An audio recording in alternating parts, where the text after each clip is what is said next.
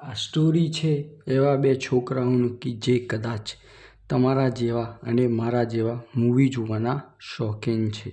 રવિ અને રાજુ નામના આ બે ભાઈબંધ છે. તેઓ શોખીન હતા ઘણી બધી મૂવી હોરર જોવાના. એક સાથે તેઓ ઘણી બધી સાથે મળીને હોરર મૂવી પણ જોતા હતા. એઓનો શોખ હોરર મૂવી જોવી એટલે જોવી. એમને ઈચ્છા હતી કે એમની પણ મુલાકાત એક ભૂત કે એક ચુડેલ સાથે થાય. તેમને એ અનુભવ લેવો હતો કે ભૂત કે ચુડેલ સાથેની મુલાકાત કેવી હોય છે.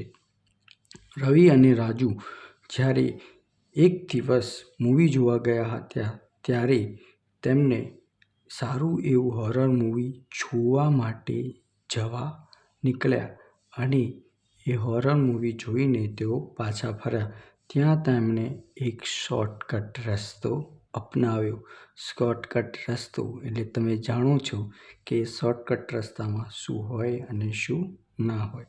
તો એમણે શોર્ટકટ રસ્તો અપનાવ્યો અને એમને આવતા રાતના 2 વાગી ગયા હતા.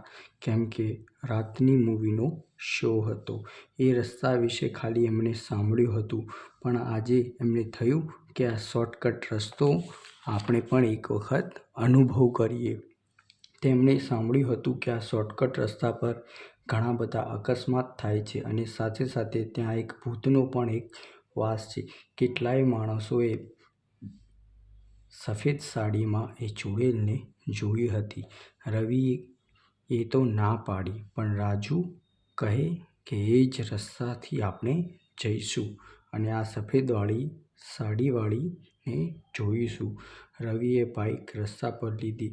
10 કિલોમીટરનો રસ્તો આરામથી કપાઈ ગયો પણ જ્યારે 6 કિલોમીટર આવ્યો ત્યારે 6 કિલોમીટરમાં જ એમના જોડે શું થવાનું હતું એ કદાચ એમને પણ નહોતી ખબર. રાજુએ કીધું પાછી લઈ લે બાઇક પણ રવિ કહે ના, બાઇક તો અહીંથી જ લઈશ. રાજુએ રવિને કીધું ધીમે ધીમે મને અવાજ સંભળાય છે. રવિ કહે કોનો અવાજ સંભળાય છે? તો રાજુએ કીધું મને સાથે લઈ જાઓ એવો મને અવાજ આવે છે. ત્યાં જ રવિ કહે છે કે એવું કંઈ ના હોય, તું પાછળ શાંતિથી બેસી રહે.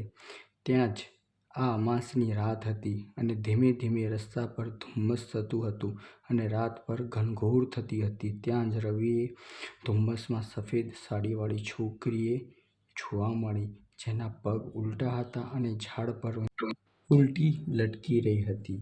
રવિએ રાજુને કીધું અને રાજુ અને રવિ બંને એક સાથે ડરી ગયા. પણ સફેદ સાડીવાળી સામે આવીને ઊભી રહી ગઈ અને બોલી મને પણ તમારા જોડે લઈ જાઓ.